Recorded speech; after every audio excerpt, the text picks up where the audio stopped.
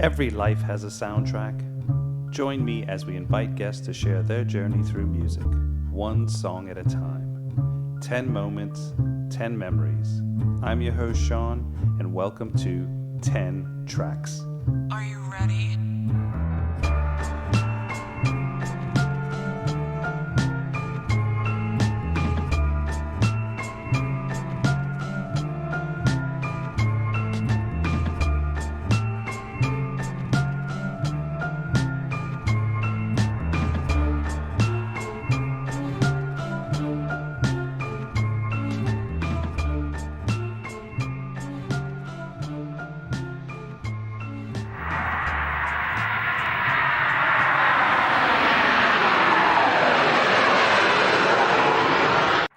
Welcome to 10 Tracks. My guest today is Regina Huber.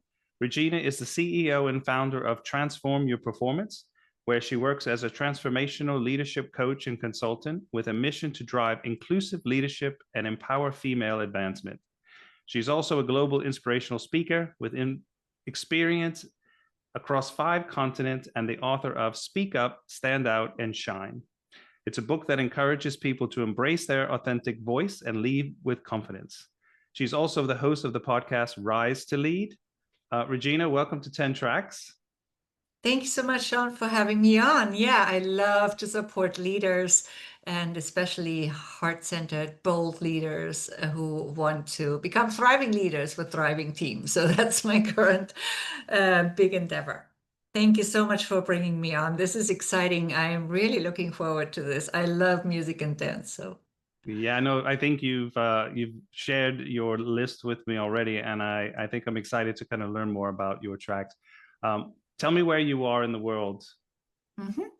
Yes, I am with one leg in the US, one in Lyon, France right now. I've been in between the two places.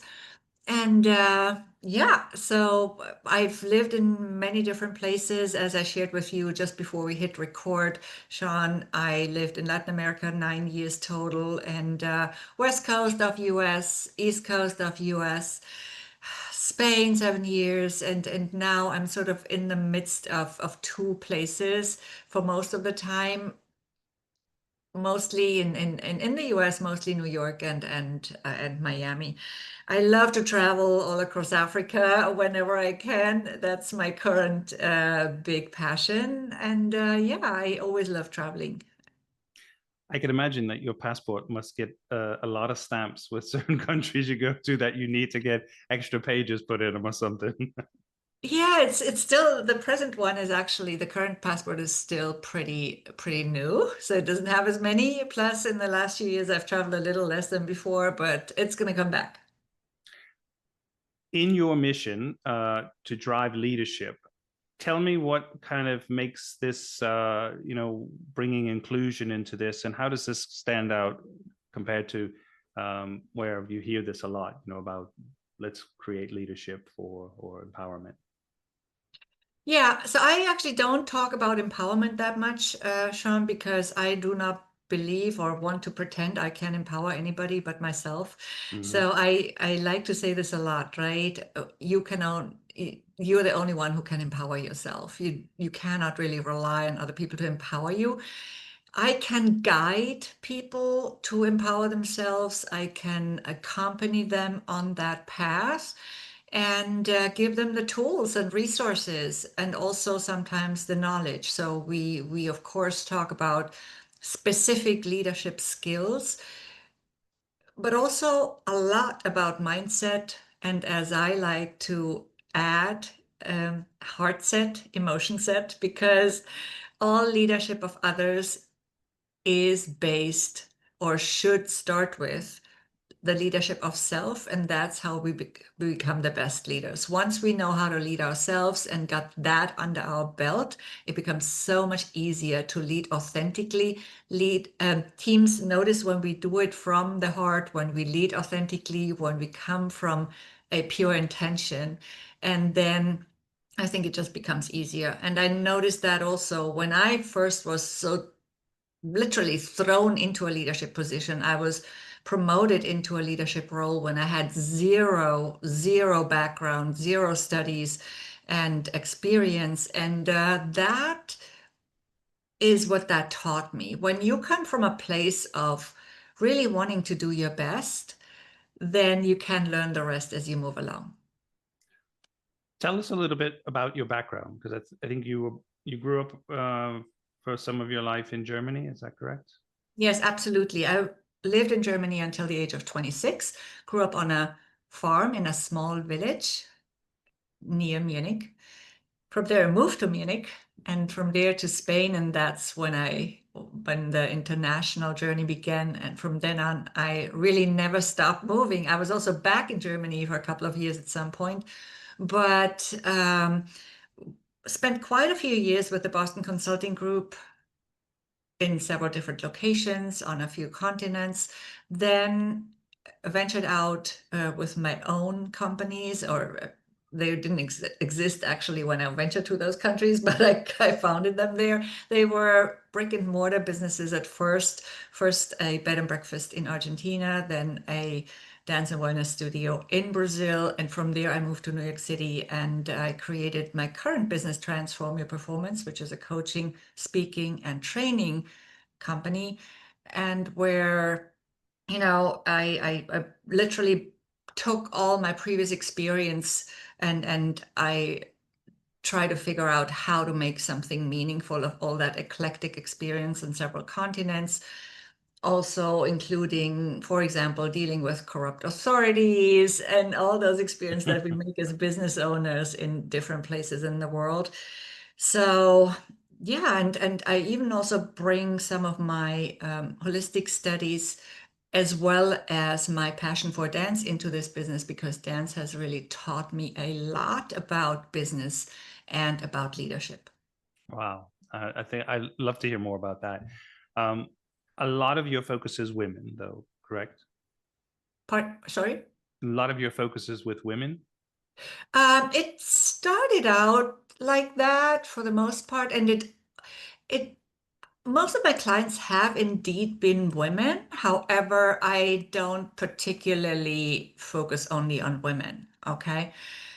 So what happened is, because I networked a lot with women, especially in New York City, and I spoke at quite a few women's network events, for example, at banks, they have always gravitated more naturally toward me. And that's totally fine. But I also love to work with men, so I don't exclude anybody.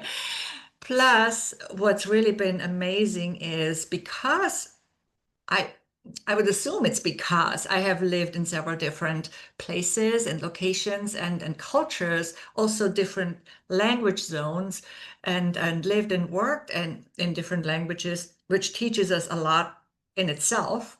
Uh, I think that's also why I organically drew people from very different backgrounds toward me. Yeah. Well, let's dive into your tracks here. There's some exciting songs that I shared with you before that I'm not very familiar with, so I'm really personally looking forward to learning more about them and your connection with them. But it's also a whole nother world, because a lot of these come from in Africa or other parts of the world. So you've really got a beautiful mix of songs for, I guess, any listeners to explore as well. But I can imagine they have an impact on you or personally. And also, there's a lot of moving in this, or most of them, I would say. So I guess for dancing, it's perfect combination as well. Yeah, absolutely. I could have, of course, mixed in some Brazilian songs too, which I didn't, because I focused really more on my current preferences. Although I loved to dance in Brazil, especially Samba de Gafieira, and I enjoyed that so very much. However, these are more songs that I've picked from my recent and current experiences. Tell us about track one. Track one is Ferre Gola, Panzi Likolo, sorry. Lingala is not one of the languages I speak. So Oh, it's Panzi Likolo, and it means as much as under the sky. It's definitely one of my favorite Congolese songs. There are a few singers involved in this song, and there's one particular voice that literally pierces my soul. And I don't know if that's even possible that something pierces your soul, but but it feels a little bit like that. It's like that feeling when a sound reaches every single cell of your body. And that's why I love this song. It kind of sounds a bit of a rumba to it or something. I don't know how to describe it, Yeah. but it kind of Yeah. has this flow. There is a rumba. It's a rumba. So we have the rumba congolaise in French, right? The Congolese rumba, which is very similar, of course, to the Latin rumba because they have the same origins, right? A lot of the Latin rhythms originally come from the African continent, Yeah. and a lot of other ones too. Even tango is an African word. It's interesting. And I translated some books on Argentine tango in the past, which I also used to dance while I lived in Argentina, especially. And I learned a lot about the background of that too. So it's all very interesting when you look really at the origin of those words and of the music. Yeah.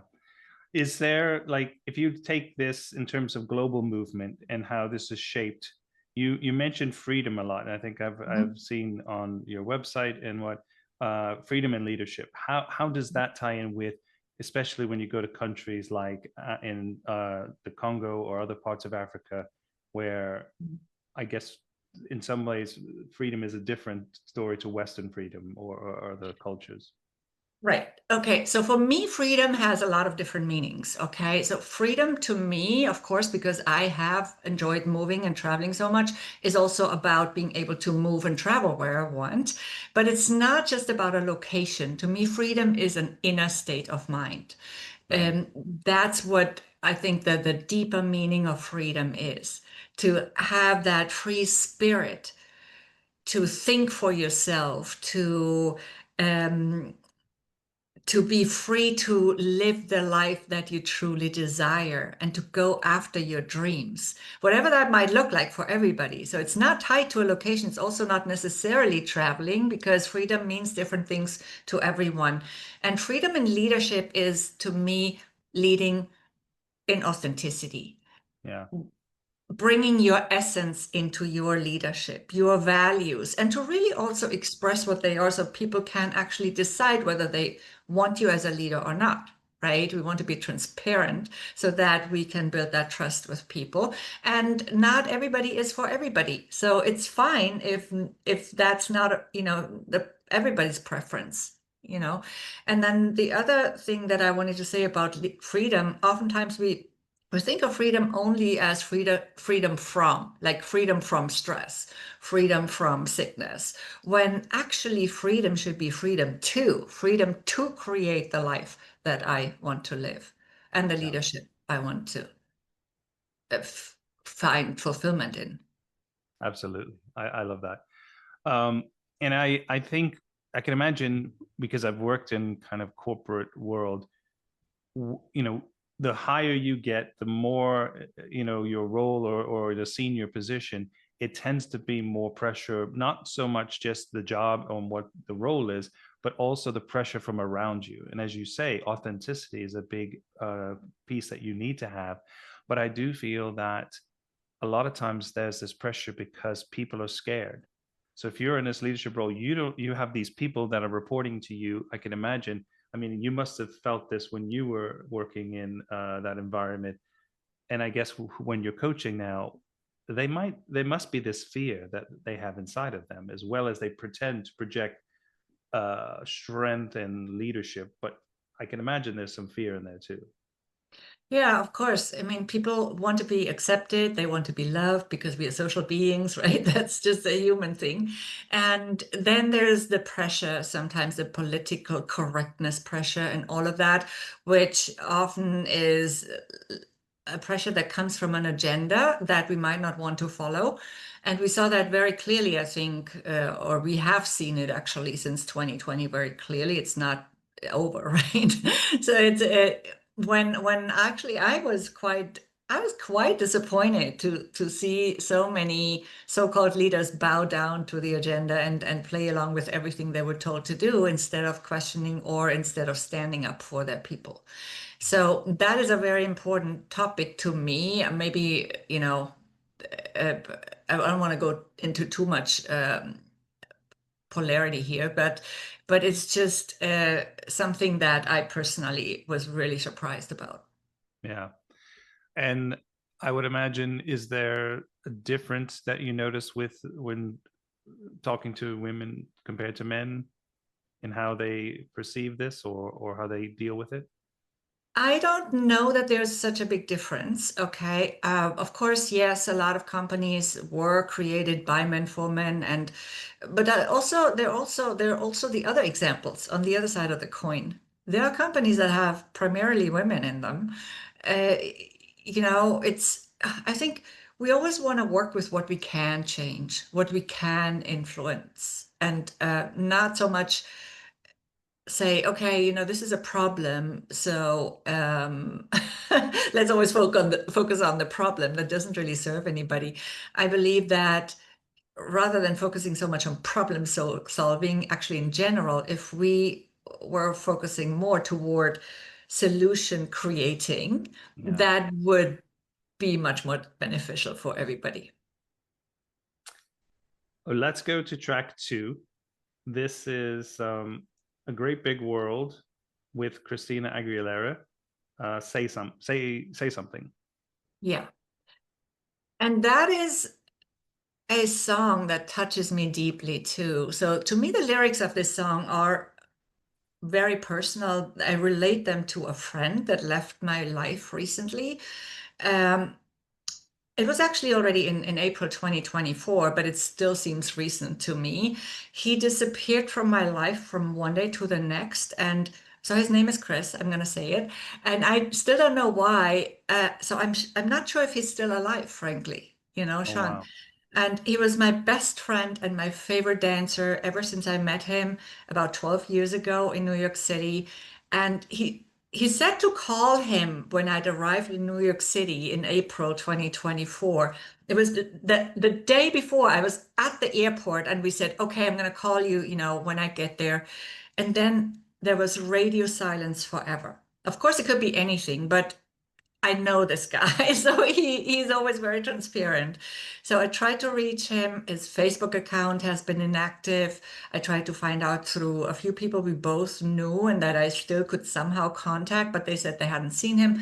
And to this day, I have no news. So I'm not sure if Wow. he's still alive, and that's why the Say Something, the lyrics Yeah, for sure. Oh are wow, really that's important to me. a very touching story. And Yeah. I mean, it's hard to be kind of disappear in today's world with so much Mhm. people you're aware of your movement, and especially in large cities. But uh well, Yeah. Absolutely. And he was a very, he's somebody who has some really great friends, but he's not the super, oh, I have 1,000 friends person. It's more a little bit like me. I know a lot of people. I have a lot of acquaintances. I love networking, but I have some very close and very special friends rather than like 20 superficial friends. That's me yeah. too. So in that sense, we were a bit similar. Wow, that's a very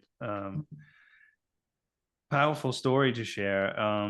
And I hope you can reconnect, and hopefully something, it's not, anything really bad news, but Right. just um you mentioned that obviously Chris was special for you with dancing and stuff. Tell me more about, like, when did you get into dancing? How old were you, and how did you just gravitate to that? Because obviously certain music, or you grew up with maybe in dance, and then taking on South American kind of dance and other cultures is quite you really have to sort of have a thing for it.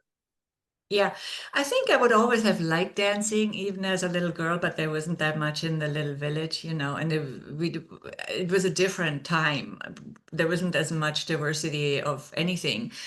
On TV, you would see or occasionally some dance shows, very occasionally, and and I did do some folkloric dancing sometime, which I probably wouldn't have chosen if there had been something else. I don't know. Mm, However, later I really liked. I went to the Dominican Republic in my early 20s, I think that was. And I didn't speak Spanish yet at the time. I went there by myself, and I got in touch with merengue and salsa and whatnot. Also in Munich, there was salsa when I moved there at 19. So I did the Latin dance thing. Then I learned Argentine tango and Brazilian samba. And then when I moved to Brazil, I loved the samba de gafieira, all those Brazilian partner dances too. And then Afro-Brazilian and whatnot, Afro-Cuban and in San Francisco. And so wherever I moved or spent some time, even in Spain, I didn't do a lot of flamenco, but I got in touch with it a little bit in Sevillanas and whatnot, and again in San Francisco. So wherever I moved, I was just looking to, okay, which of those dances that are available attract me. Later, it became the kizomba and simba, the Angolan partner dances, but also other dance, like, not only partner dances, right? I also did African and African influenced Brazilian and Cuban dances. And right now, I mostly prefer for myself the African vibe, and I still enjoy Haitian compa dancing a lot. So that's what I dance a lot with Chris as well. What's your favorite that you learned, or whether with a partner or without? I love ndombolo dancing. That's Congolese. You do that without a partner. And for partner dancing right now, well, if I could still do, I really was pretty good because I practiced a lot in samba de gafieira, Brazilian samba de gafieira, but it's a hard dance. And so you don't find it much anywhere else. So I would say in that case, samba, the Angolan samba. Mhm. Well, let's get to track 3.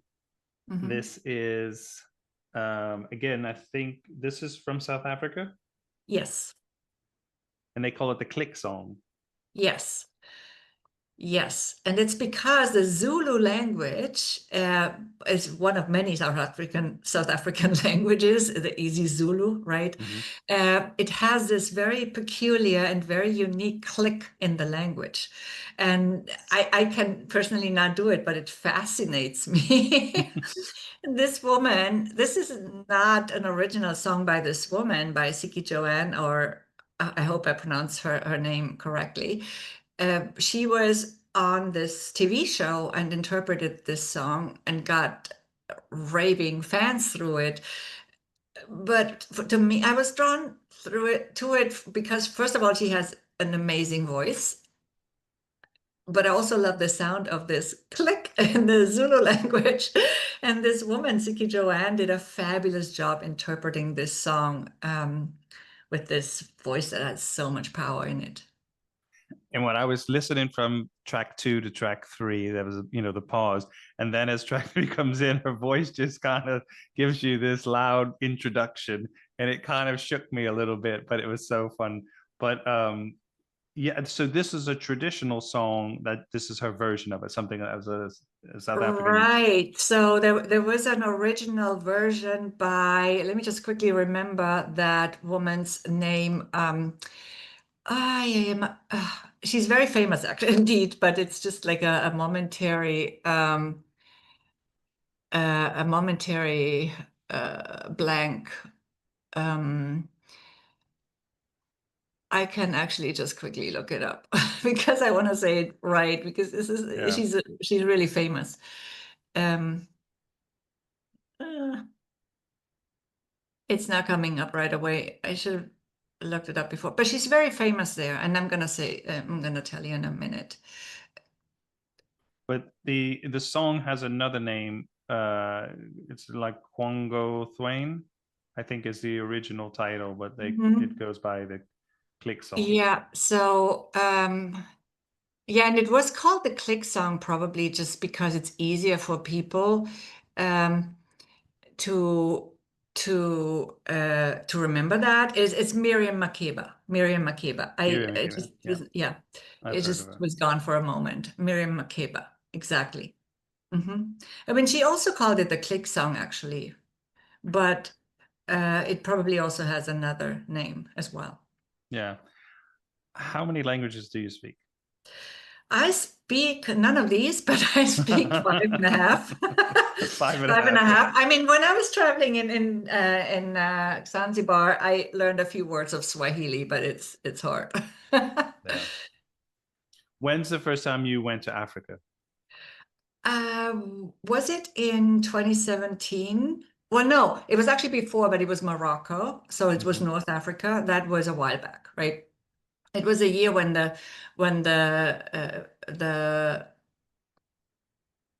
when Germany hosted the soccer world championship. So The World Cup? yeah, World Cup. Yeah.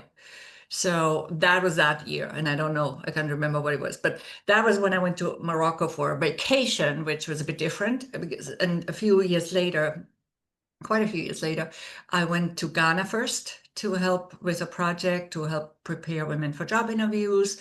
And from there, I traveled to South Africa to speak at a conference at the Johannesburg Convention Center. I was invited to speak there, stayed about 10 days that time around, and then I went back to South Africa on several occasions and stayed a month or two sometimes.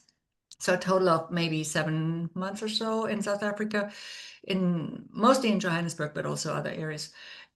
Then I spent a month in Rwanda Mhm. and another month in Uganda at the end of 2019, beginning of 2020. Um, Before that, I also co-hosted a conference in Cameroon, in Yaoundé. And then I also spent a month in Zanzibar. So that's Tanzania. Wow. Is there one country that you prefer or that maybe that's kind of touched your heart the most? I definitely enjoyed different things in different places. You know, it's always like that. Um, I loved the dancing in Maboneng and the whole Maboneng area of Johannesburg a lot. It has a very special touch to it. Met many amazing people there. In Cameroon, I loved moving around in those collective taxis in the city and never knowing where I was. So that was interesting in Yaoundé. Also have some great contacts. Plus, I was invited to be on a TV show, and it was a live show, and I was invited the same morning to be there at 11 for the midi for the show at noon, you know. So that was quite an exciting experience. I even got to dance on the show. It was all improvised, which was amazing. Um, and just recently did a few radio shows again with Cameroon. I I wouldn't be able to tell exactly, you know, because I haven't seen that much of the country. Sometimes I traveled more, sometimes I stayed in the city. But I always made great contacts. In Johannesburg, also, I did night bike rides, you know, and just really some crazy adventures. Um, yeah, so I wouldn't be able to tell. What attracts me a lot still is Ivory Coast. I have never been there. And I definitely also want to make my way to Congo, to Kinshasa at some point. Or maybe also Brazzaville, you know, but they're the two Congos. I probably just know more people from Kinshasa, and that's why that draws me more. Let's get to track four. Mhm, This is speaking of Congo and Tanzania, I think is this artist mhm, from mhm. Diamond Platnumz Yeah, featuring Fally Fally Ipupa, yeah. Pupa. Mhm. And I think the track is called Inama. Yes, Inama. So that is Swahili, as far as I know, and he is indeed from Tanzania. So it's definitely from that language, although it could be from a different language too. It means so much as bow or bowing, and it could also mean, in certain contexts, it could be humility in love and relationships. So there's a little bit of interpretation required, and one would have to study the rest of the lyrics, I guess. I do not understand Swahili except for a few words. So it just reminds me so much of a specific year during the lockdown period when I was listening to this song a lot on my bike, and I was literally dancing on my bike. And I love that combination of diamond Platnumz and Fally Ipupa. I once even got a free ticket to see Diamond in New York City, but I couldn't make it that day, unfortunately. Fally Ipupa I've seen repeatedly live in New York City, in Harlem, then in Paris and in Lyon. And I was also planning to see him in Kigali in Rwanda when I was there for New Year's Eve 2019, but the show was canceled short term, so that did not happen. Yeah, but I love those guys. So a lot of this, with the lyrics, not necessarily you understand, it's a lot of just feeling. You have to just go with the feeling that it gives you, right? Right, right. And some of their songs are in French or partly in French. For example, for Fally, he has a lot of songs in French, and sometimes it changes, in the middle of the song, changes to Lingala or, yeah, whatever the language is for everybody. Yeah. Tell us about your book, Speak Up, Stand Out, and Shine. Yes, so Speak Up, Stand Out and Shine was my first book. I wrote that in 2016. I have since written another one last year. And it was about some tools and techniques that I needed myself at a point in time when I literally had to rebuild my confidence from scratch. I had gone through a very painful experience with a fraudulent business partner in Brazil before I moved to New York City, which cost me my business eventually in Brazil. And it destroyed my self-esteem. It cost me Wow. not just money and my business, but my self-esteem. And so when I moved to New York City, I had to build a brand new network, go networking. It wasn't the easiest thing without having the business yet, just a vague idea. So that's when I really needed some tools, and I used my holistic studies to build those tools. And it, of course, was also drawing from other people's wisdom. And I pulled those tools and techniques together into the book, Speak Up, Stand Out, and Shine. They are ways to prepare physically, mentally, and energetically for challenging situations, such as speaking, whether it's online or from a stage or whatever the situation is, or a sales call or whatever it is for everybody. Have you ever had any experiences where you were nervous or it was uncomfortable when you had to speak in front of people, Oh, or you? absolutely. Absolutely, Sean. I mean, it still happens sometimes, right? We sometimes are thrown. I mean, I have no problems admitting that I don't know something. Like when you asked me earlier, and I didn't have the name. I know this woman. I've known her name for a long time, but sometimes our mind plays a trick on us, and that happens. And I'm not perfect, and that's fine. I have no issue with that. But sometimes when you go onto a stage, you have a brand new talk or presentation, as I did last year, for example, when I spoke at the New York Stock Exchange at a Stani event with a brand new presentation. Uh, First time, I had exactly 30 minutes. It was very strict in the timing and whatnot, and it worked out well, but I was nervous, yes, and that's when I use those tools still Mhm. because they help me still. However, I was also actually going through that phase in my life when it was even hard for me to grab the mic in front of a small group at a networking event. I was so nervous because I was so focused on my lack of self-esteem at the time and what people would think of me rather than the the difference this could make in the world. Yeah. And of course, I was also still testing my message, so it's very understandable that this happens. Plus, I grew up as the shyest kid in town, so a little bit of that shyness is still inside of me sometimes. We get to track 5. This Hmm. is again Fally Lupa, Ipupa? Ipupa. Yeah. And I was just, you just say Zoto Yeah, and Zoto. and Zoto. Zoto. Yeah. So a lot of African words have this N at the beginning of the word, like also in names, Ngima, and NG or NZ, which is a bit strange to us, a bit hard to pronounce. Yeah. And Zoto also means body. It might have some other meanings that I'm not familiar with. And it's a song that my New York City Ndombolo dance instructor, like also the word Ndombolo, right? The dance. It also has this ND. Ndombolo dance instructor taught me a choreography for this song. And we danced it together. And I love this song because it comes from more traditional moves. So it combines those more traditional moves at the beginning of the song with the more contemporary Ndombolo. And it's just a really beautiful combination for me. I love Congolese music. I've said this before, the rumba, the ndombolo, and it's what I listen a lot to these days. It's got like a kind of joyful, almost celebratory sound in this one. Yeah, oftentimes it is. While the rumba oftentimes is more, a little bit more melancholic and more, more love song like. It depends, right? The lyrics are not always the same, but yeah. But this Um, Ndubolo is very moved. It's very like energetic. Yeah. yeah.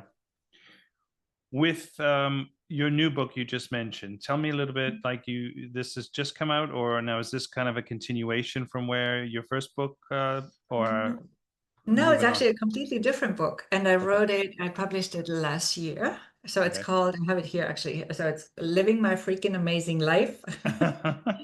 And I also translated it to Portuguese, to Brazilian Portuguese. Vendo minha vida freaking incrível. I really wanted to do this because I was going to do an event with my friend in Brazil, in Sao Paulo and Rio de Janeiro last year. But then actually this year we were going to do it. But I translated the book because we were planning for this, but now she is dealing with a health problem, so I'm not sure when that's going to happen. But the book is already there. And yeah, so it's a combination of a leadership book and a description of some of the most eclectic stories of my life, some adventures, the ups and downs that I have grown through and that have shaped me into who I am today. It's an inspirational book where at the end of each chapter, I also briefly described my learnings for and my insights for leadership and the leadership of self. And it's also an inspiration or meant as an inspiration for people to live their life that's perfect for them and not anybody else. And that hence the subtitle, Create the Life That's Perfect for You Anywhere in the World. And that could look completely different for you than it does for me, of course. Yeah. Do you think that people are not selfish enough when it comes to wanting that perfect world for them and trying to build that for themselves? Well, we have all been conditioned by what we call society, by our families who influence us, our friends. And oftentimes we think that our desires well, oftentimes let me say it differently. Oftentimes we think we know what we want and what our desires are, but they are actually somebody else's desires or expectations. And we don't even notice that, or we think we have to live up to other people's expectations. And we give in to that pressure instead of digging deep with our own desires and having the courage to um, to live them, to live our dreams. I don't like the word pursue because it always seems like we're running behind something. Mm, Really, that's why I was hesitating for a moment. But it's really about daring to live your own dream. yeah. I think that's what it's about. And how did you get into wanting to take like coaching or a leadership as your business? When did you really see like this is okay, I'm going to keep doing this? Because you from corporate world to transition into that. Yeah, so but first of all, I just left BCG behind in San Francisco, and I just packed up and moved to Argentina, where I had been before, Mhm. but not for a very long time. I had actually been in Argentina before with another, which wasn't really a job, it was an external role. So I had left BCG before, okay, um, to move to Argentina as an external consultant and work with a BCG alum who had created a startup that was a little bit similar to eBay, so the same concept. But then the Argentinian crisis hit and they couldn't pay me anymore. I was doing training for them and internal communications in several different languages. So I moved to San Francisco at the time because BCG offered me a position there.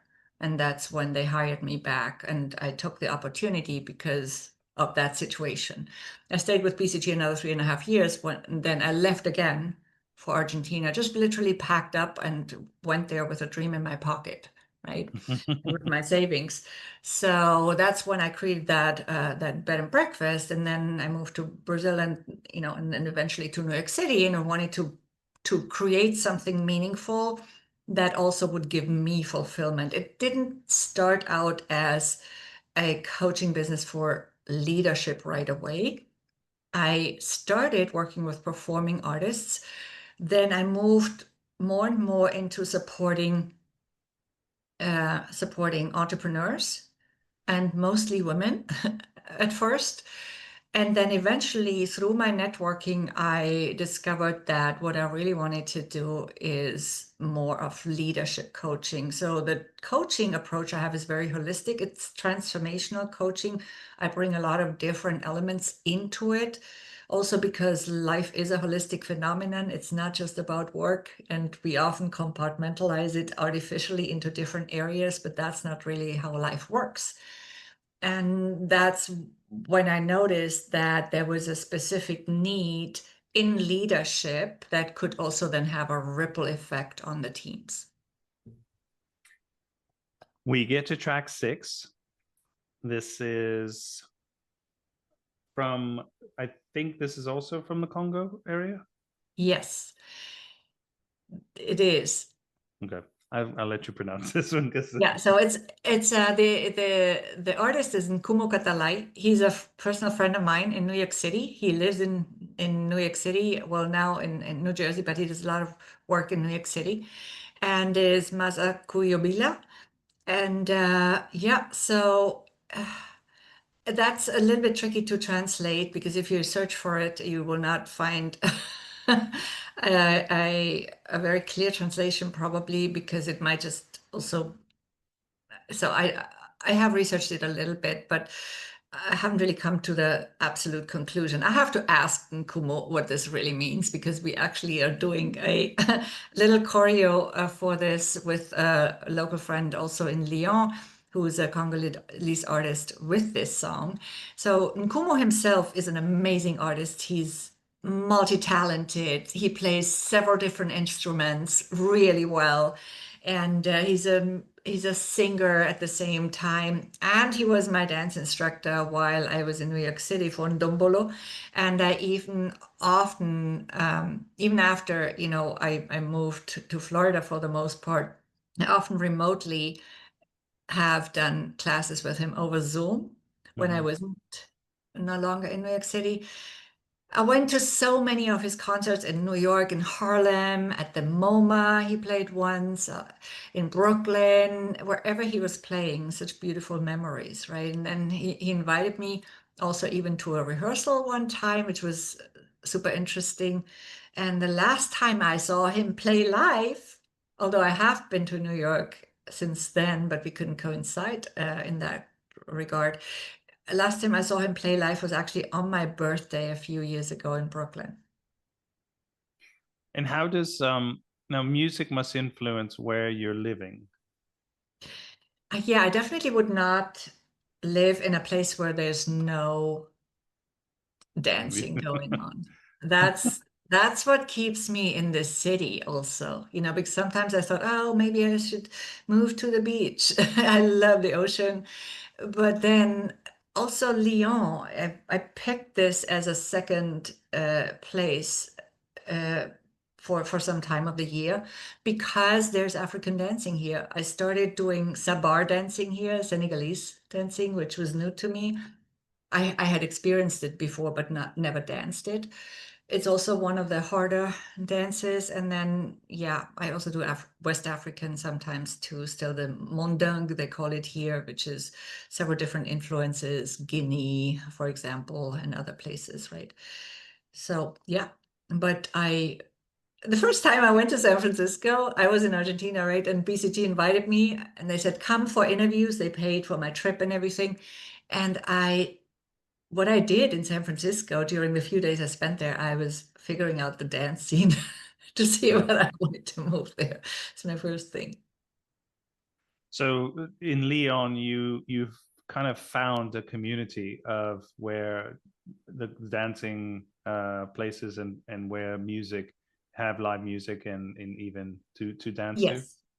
Yes. So I meet up with a Congolese friend who I found at another dance class of an Italian friend who does dance classes, right? So I met her there and I said, oh, you're Congolese. I gotta grab your contact. We need to do something. And now we sometimes do animations at small events.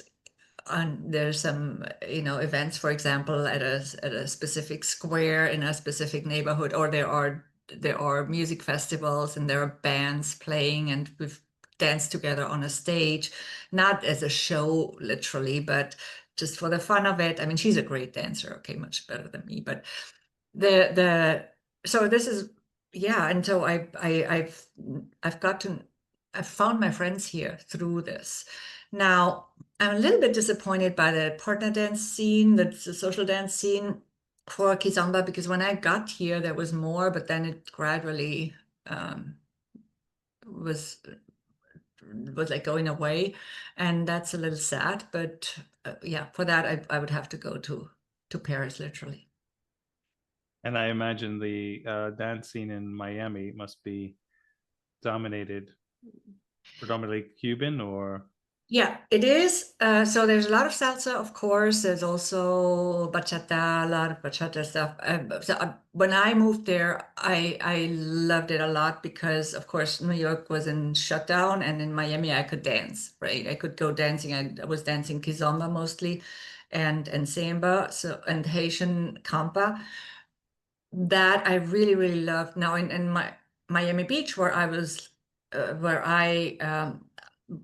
I am usually when I go to Miami, right, where I live, that's also become a little more sparse. There was more movement then, but there are still other areas of Miami where you Hmm. can dance those things. And otherwise, yeah, it's a lot of Cuban dancing, which is nice too.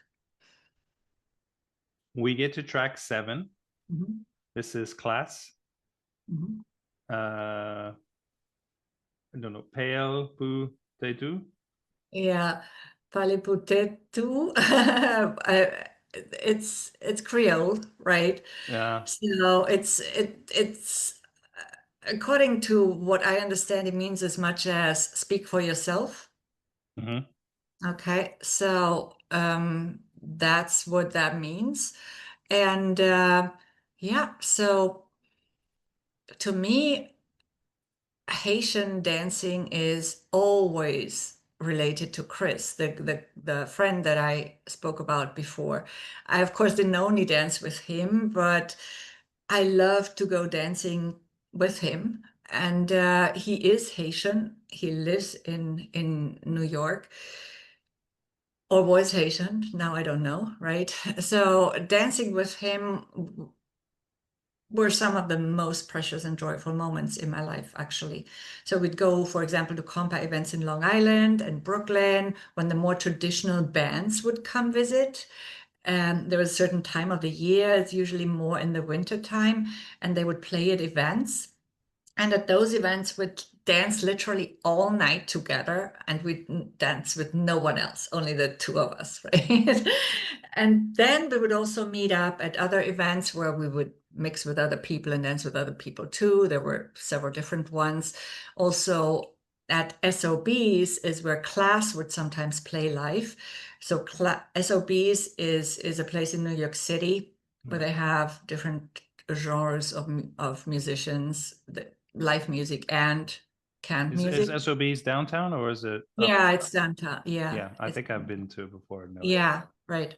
Sound of Brazil, actually, I think is the proper name. So hence SOBs. And so I've seen class in Miami several times too, apart from SOBs, and once also as part of the big compa festival that I went to by myself. It's usually in the summer, and I was definitely one of the very few non-Haitian pale faces there. It was so much fun. They brought all the amazing Haitian combat groups. Wow. I think there were over 12 bands, and they had some of the best of the best. So that was a really impressive experience to me. Do you think it's getting harder and harder, especially in Europe and maybe in the Western world, to find where you can do more dancing like this and this kind of culture? I think there's a lot of it in Paris. There's a lot of Haitian dancing also in Miami and in New York. Also, it's in New York, it's mostly the Haitians who do the Angolan dancing, the Yeah. partner dancing, because there are not as many Angolans.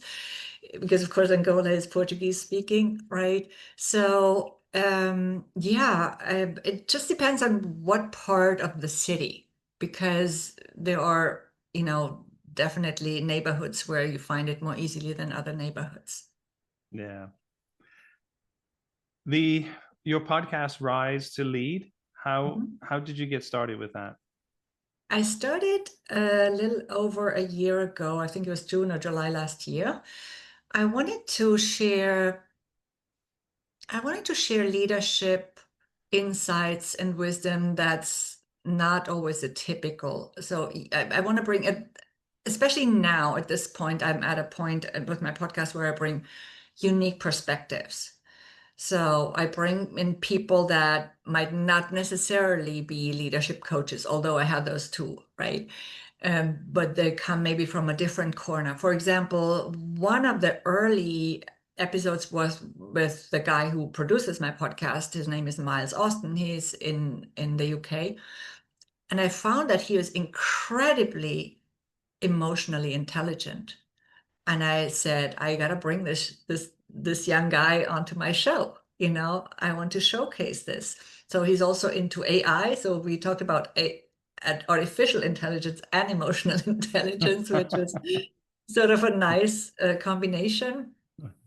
I had a filmmaker, I even brought also Nkumu Katalai on once, and we talked about his leadership because he leads bands and they change all the time. The composition of people changes all the time, of artists. So he constantly needs to adapt everything to everybody. And he's a great leader of his own culture and an ambassador of that culture in the US. So there's so many different aspects that I think we need to cover. I also made a point of bringing in leaders from different or leadership experts from different countries, like from, a pilot friend I know and from South Africa. She was on one of the first episodes as well. Another person from Zimbabwe that I had done some collaborations with in the past, and so on and so forth. We get to track 8. Now this is a Nigerian artist, Yes. if I'm not mistaken, right? Mm-hmm. Uh, Chidinma. Janima, Fallen in Mm-hmm. Love. Yeah. I chose this song because it's a very happy song. It's a very joyful song, and it reminds me of my birthday in the year, I think it was 2018. I remember clearly that I was listening to this song on my phone as I was walking down the stairs to the Union Square subway station. And I Mhm. was just coming from a photo shoot. And so for some reason, I was very happy at that moment about about life, about what was going on in my life, and that's why I remember it. It does have a very kind of heartfelt or happy feel to it, but some sort of connection. I don't know. It was interesting, but Mhm. it has a great sound to it. Yes, it's very different to the other songs that I gave you for sure. Yeah. Um, you, I think I've read somewhere that you do, look or in your teaching, you like to kind of go from the heart. And maybe you mentioned authenticity. So how does that transcend with, if people lead with her? Because a lot of people don't because they're Mhm. or afraid, so to speak. Mhm. Yeah. So a lot of times people think that leading from the heart is soft or weak when it's Mhm. actually the opposite. It's very courageous. It is because courage is actually found in the heart. That hence some French, right? So the cœur, courage, they Mhm. have the same root, and that's the same in many other languages. And we find intuition in our hearts, and I believe that intuition is greatly underrated in business. It's very, very important. It's of course extremely important for self-leadership because the most important life decisions cannot be made by logic. Or else we do not go with our desires, with our heart's desires, we often say.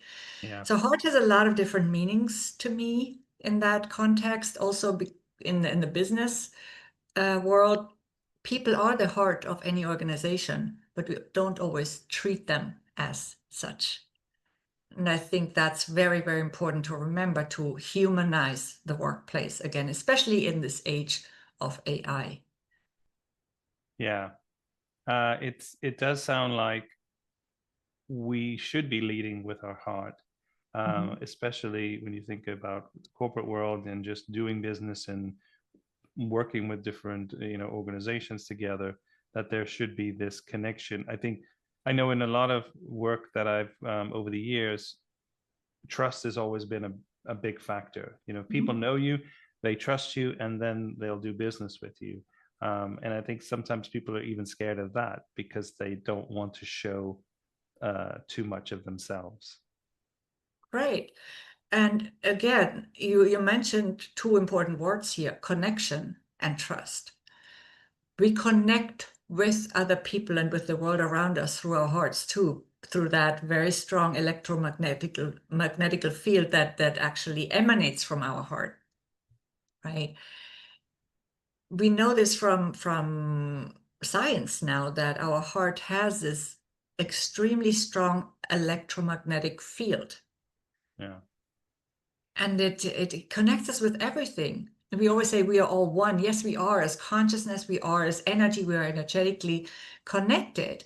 And we have this, we have only this illusion of separation, really.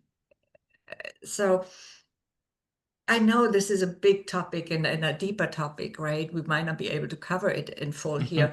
However, we might want to remember that we are all connected and that we need to bring that connection back into our relationships. Also, another thing, emotional intelligence. Yes, we need to know how to manage our emotions in business and in the rest of our lives. However, that doesn't mean we don't have emotions or we shouldn't have emotions. It doesn't mean we should leave all our emotions at the door as we walk into an office, for example. It Yeah. does also not mean to cry all the time in an office. Okay, that's where the managing emotional or the managing emotions comes in again. However, we are emotional beings and we need to recognize this. I think a lot of times people feel like they have to be somebody who they're not, and they go outside of there because that's what they think is expected, or that's this perception of what they should be doing. Even it doesn't even have to be a massive corporation. It could be a small business where they just assume the role, and sometimes it's almost you pick what others are doing, whether right Mhm. or wrong, um, and that may be what motivates or influences. Right. Yeah, exactly. And that's, I sometimes ask my clients, what would you do if no one was watching or no one was expecting anything from you? What would you do if no one had an opinion or a perspective or a point of view about you? Yeah. It's a good question to have to ask. Yeah, and then what else is possible? Yeah. We get to track 9. This is from Angola. Yes. Okay. Yeah, it's Kalumba. It's Yuri da Cunha and Paulo Flores. And here it becomes a little bit more melancholic again. So we had the very joyful and here the melancholic uh, vibe of it, right? Mm-hmm. Although samba in itself is actually a joyful rhythm, it's very moved, right? This is a samba song. So SEMBA. And I personally love, and I mentioned it before, dancing Angolan samba, and especially with a great dancer. And we had some very special samba dancers in New York City, most of them Haitian, but also some Angolans and some other nationalities, right? But what a pleasure it is to dance a samba with a great dancer. I mean, I just love that. And I never really learned samba in a dance class, or kizomba for that matter. I just really Argentine tango and Brazilian samba de gafieira. They are very technical dances and very improvised and they can be very quick, especially samba de gafieira, and it really prepares us as Mm-hmm. followers in dance to follow uh, great leaders in dance. So here's the leadership again, and that's what's so fun. So yes, I did a basic course in Kizomba at once, one workshop, and that was it. And the rest I grabbed on the dance floor because of that preparation, right? Yeah. What's next for you? So you've written a recent book, you have your podcast, and you are still have more travel coming up besides, maybe Lyon and the States. Yeah, I definitely want to travel more again. It was interrupted a little bit in 2020, which was actually quite sad at the time. And I know it didn't only happen to me, because that was the year when I had lined up the most speaking and travel than ever, Mm-hmm. right? I just had come back from Rwanda in at the end of January 2020, and I was invited back right away to speak at the convention center at an event of a friend I'd made there, business connection. He was putting on a big event at the end of March, which was, of course, canceled. I was also going to go to Kenya. I was going back to South Africa with one of the local queens who wanted to do an event with me. And I had lined up Hawaii, London. On 9th of March, I was going to speak at Lloyd's in New York City. That was the first event that was actually canceled. Um, I was gonna be in Kansas City at a summit and so on and so forth. There were a few Nigeria. I had just signed a contract with Nigeria for Mm-hmm. an amazing event. Plus, I was in contact with the biggest bank in Nigeria to do some trainings there. And it was all canceled, Sean, all canceled. And literally none of it has come back yet, although a few things are now in the works again. Although we have tried several times, but the times that followed were not the same, right? So I definitely want to bring that back into my life, the more in-person speaking, because I really love that in-person contact with people, also more in-person networking again. I just wrote a new talk, literally actually two new talks. They're here. Printed them the other day. One is focused on leadership, and the other one is really focused on this principle of this book: live your freaking amazing life. So just live it. Mm-hmm. That is what I want to bring to people in the future. So were you No. in Miami during the lockdown or New York? So I had just gone back to New York City from Rwanda. I had given up my apartment in New York, in Harlem, because I was traveling from end of August the year before, 2019, through end of January, basically. I was back in New York in between, but I just grabbed an Airbnb for the time, for the few days I was there. And as I came back, I did something similar. It wasn't exactly an Airbnb. I'd found an apartment, a short-term rental through another platform. And yeah, I had given up my apartment. It was a furnished apartment anyway, because I had so much stuff when I was in Brazil, but I left almost everything in Brazil, biggest detachment exercise ever. 35 Mm, boxes of books I left in Brazil. I wow. left my bamboo bed from Bali, which I loved and had traveled with me over several continents before. So, dear objects and furniture that I had collected over time in different places. So it was tough.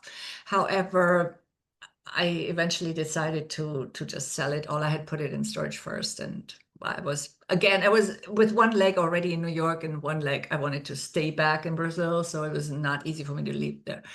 But anyway, that was also another long story. So what happened is I did not have that much stuff while I was in New York. I put it all in storage, and when the lockdown was about to happen, I never was locked down. Okay, I never did any of that stuff, but I was always out and about, but oftentimes alone in the street, and it was spooky. I was in Times Square at the subway station. There was nobody. In Times Square, in the tunnels, they were empty, Sean. They were empty. It was crazy. So I'd never seen that place like that. Port Authority, empty. So I actually decided to, I still had some time left in that apartment that I'd already paid for, but uh, I decided to, I said, I'm out of here. I'm out of here. I don't know what's going to happen. I'm out of here for now. I took a flight to Mexico. I spent a few months there. Then there was a rumor that they might close the borders. So I went back to New York City, spent some time in New Jersey too. Then eventually I went to Germany. I didn't have any restrictions because I'm German, so I didn't have any requirements for Mhm. there. I spent, for the first time in a long time, several months in Germany with family. And then from there, also a little bit in Paris, but then I went to Miami Beach from there, and that's how I landed there. Eventually, I moved my stuff from New York City to Miami, and yeah, had a pretty bad experience there with an apartment that I bought with a tenant in it. The tenant was not the problem, quite the opposite. But it was newly renovated, brand new apartment in a historic building. Corruption, corruption, corruption. The building was closed for 18 months. Gladly I got a lot of my money back, not all. And I didn't get the market value, which would have gone up by 30% within that year. It was a very tough experience. But, it's always another chapter in your life that helps you grow if you take the opportunity. And I've just made another jump through this, and I just decided to invest in a different place. And that's how the one leg in Lyon came about. However, yeah, so I was there in Miami because of this, and I still love New York City. I miss it oftentimes, but yeah, that's my business is based there, so I go there. But that's what it is. We get to your final track. Mhm. This is from the Ivory Coast, Yeah, DJ Kerozen. yes. And the song is L'élu, Lelu. which means as much as the chosen one. And it's sort of a funny song title to me, but again, it's a bike memory. And this time from Miami Beach. and specifically from crossing the Venetian causeway. I did this, I don't know how many times. I must have crossed those Venetian bridges like 1,000 times while I was in Miami. I didn't have a car, so I went everywhere I could by bike because public transportation isn't really so great there.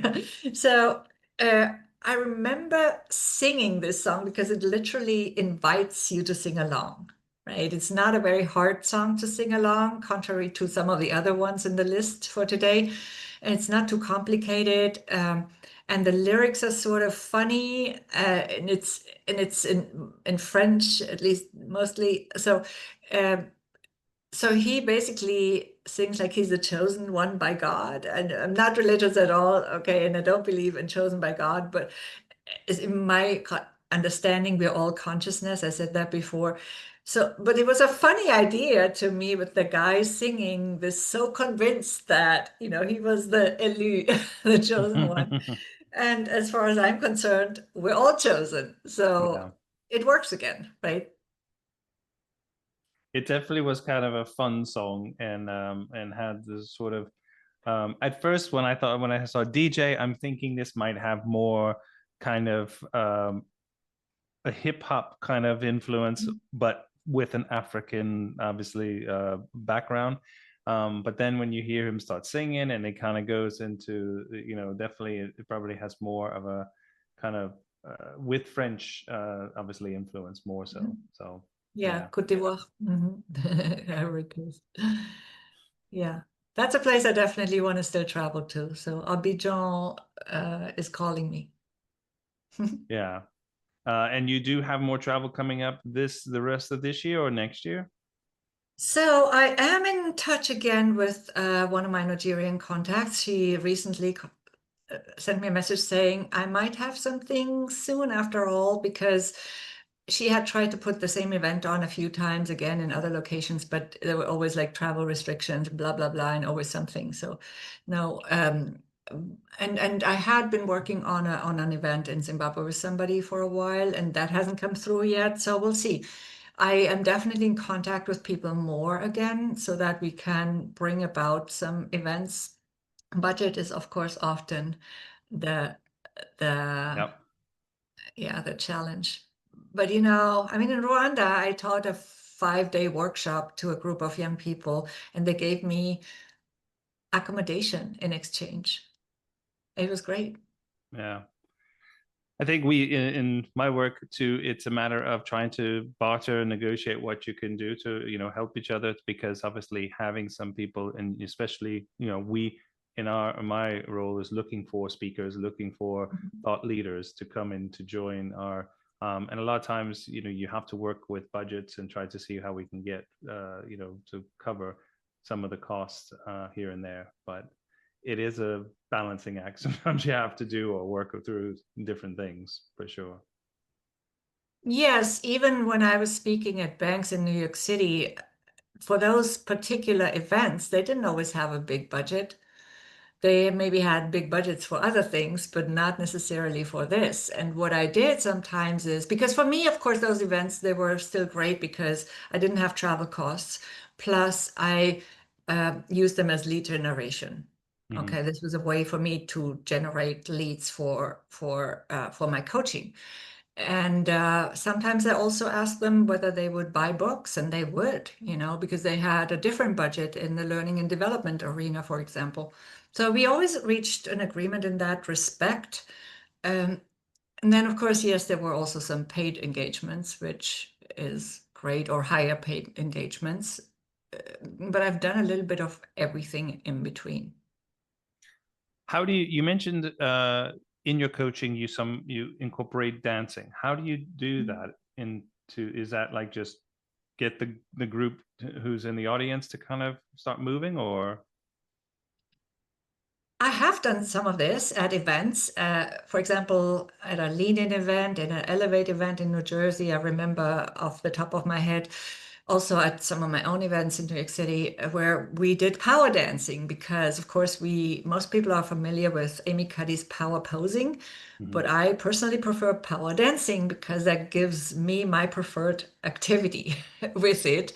And it activates me, it energizes me, and it has a similar effect. when you use big expansive movements. Instead of holding a pose like this for 2 minutes, I can do the dancing for 5 minutes if you want.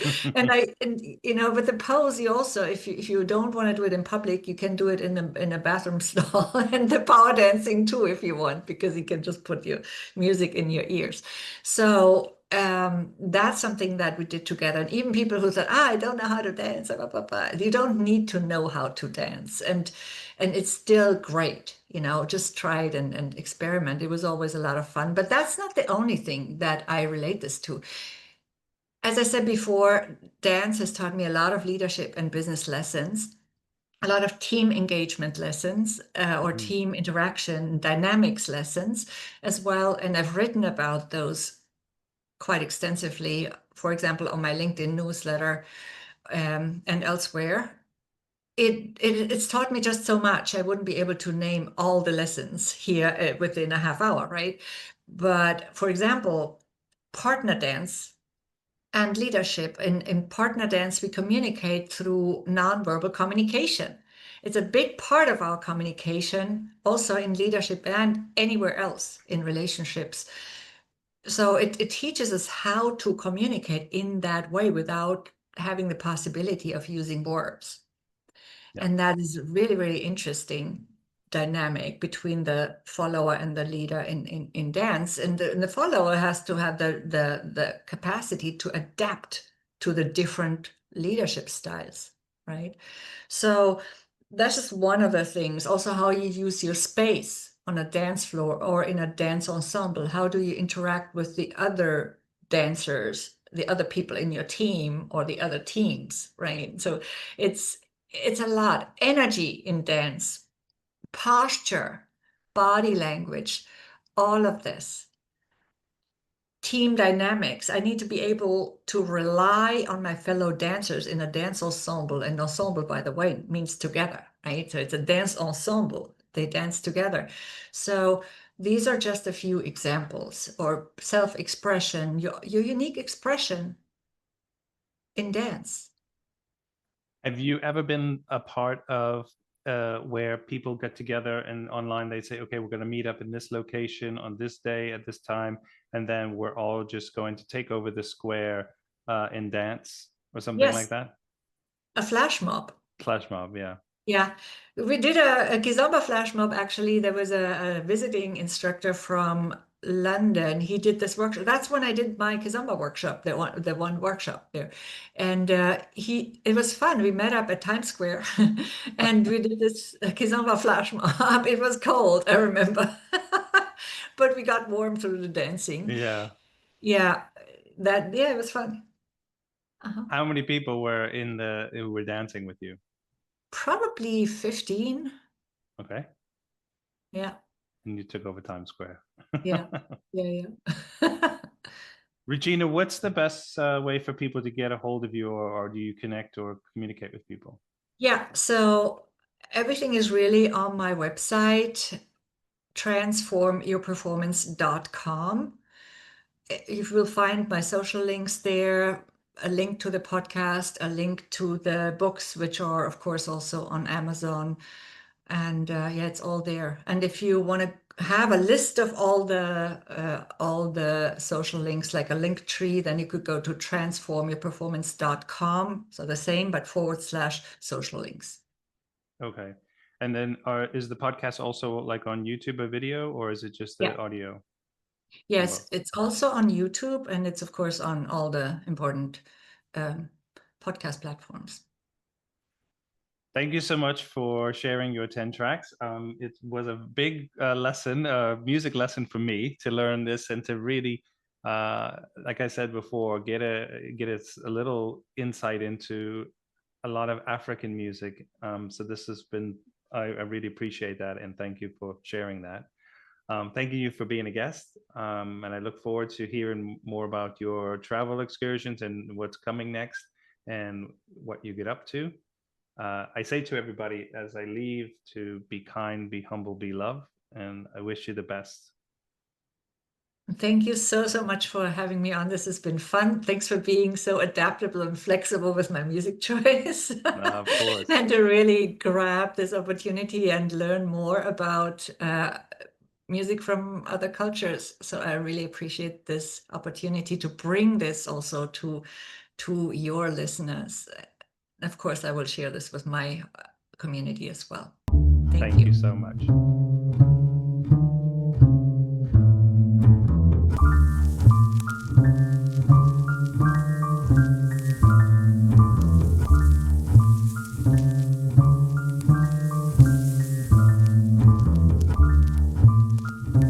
Pretty vacant times.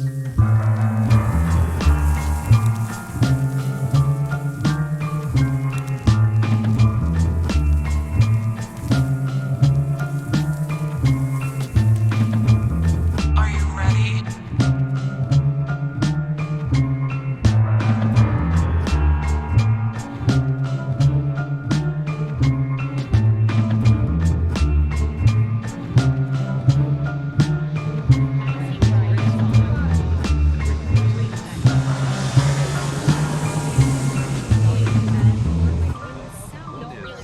It suffers for his sports jacket.